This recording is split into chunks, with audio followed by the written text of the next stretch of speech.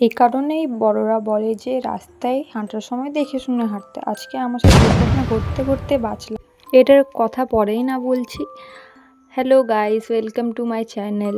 So আজকে আমরা বেরিয়ে পড়েছি মাতা পূজা, নিউ সেটেলমেন্টে মাতা পুজো হচ্ছে, সে কারণে আমার বোন বলছে যে চলো তাহলে দিদি আজকে কোথাও ঘুরে আসা যাক। তাহলে আমরা তো ভাবছি যে নিউ সেটেলমেন্টে তো মাতা পুজো হচ্ছে, তাহলে চলো আমরাও বেরিয়ে পড়লাম সেই উদ্দেশ্যে। এত সুন্দর লাইটিং, মনটাকে কেড়ে নিচ্ছিল। মন্দিরের লাইটিংটাও দেখো, এত খুব সুন্দর আর এত ভিড়, মানে আর কি বলবো, মানে ঠাকুরের দর্শন মানে করা মানে ভাগ্য থাকতে হবে, তাহলে ঠাকুরের দর্শন করতে লাগবে, মানে এত ভিড়।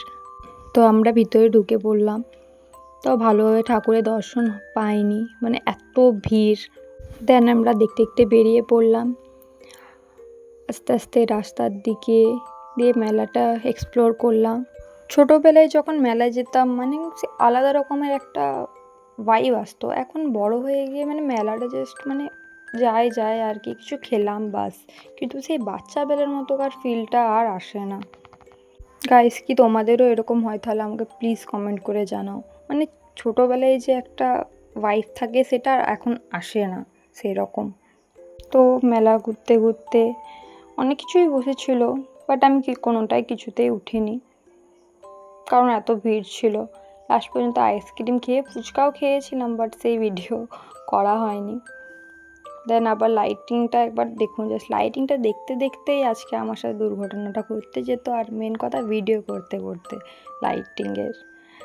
তো এটাই হচ্ছে মেন কথা, কিছু না আমারই ভুল। আমি মেন রাস্তা দিয়ে যাচ্ছিলাম, একটু না দেখে বাইকটা আমাকে ঠুকতে যাচ্ছিলো আর কি, বাট ঠিকই আছে, নো প্রবলেম। তো আমরা আবার বেরিয়ে পড়েছি বাড়ির উদ্দেশ্যে।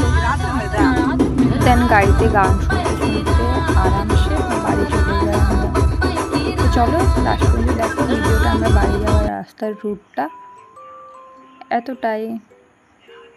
চলো গাইস, তাহলে tata, bye bye, good night, have a sweet dreams, এতটাই।